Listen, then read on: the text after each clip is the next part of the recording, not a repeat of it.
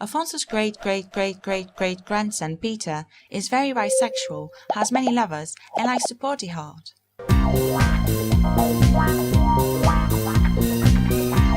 The king grows tired of his son's lifestyle and decides to force him to a monogamous relationship by marrying him to this Castilian lady. Peter is not very fond of the idea, but on the wedding day he sees his future wife for the first time, and he immediately falls in love with his wife's lady-in-waiting. Inês is very super attractive, and they have an affair. The prince finally has a monogamous relationship, but not with the woman his father wanted. The king doesn't like Inês because she's from an important Galician family, and her brothers want to be Peter's friends and close advisors, and the king fears they might be a bad influence and convince Peter to start smoking. Or even worse, convince him to join the dynastic civil war happening meanwhile in Castile. The king thinks the civil war is Spain's business, and we are not Spain. Few years later, Peter's wife dies in childbirth, leaving the way free for Peter to marry Inês. No, says the king as he tries to convince Peter to marry another woman. No, says Peter as he impregnates Inês. The king banishes Inês from the court, but that doesn't stop them from having more babies together. The king is very pissed now, and he has only one solution left. Murder Inês.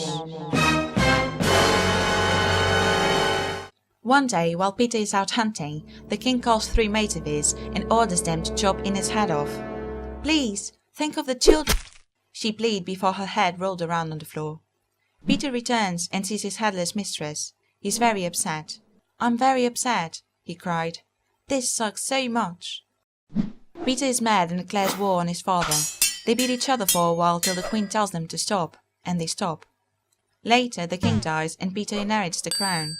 For his first act as new king, he chooses revenge. He pursues the 3 murderers of Inês.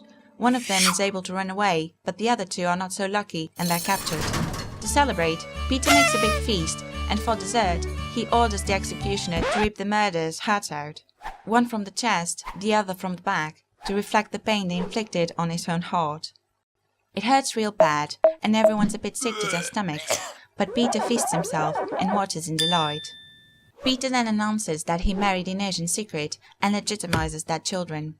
He wants everyone to meet his new wife, so he exhumes Inês' dead body, places her on the throne, and forces all nobility to kneel before her and kiss her decaying hand, rendering her as queen after her death. It's a very awkward night for everyone.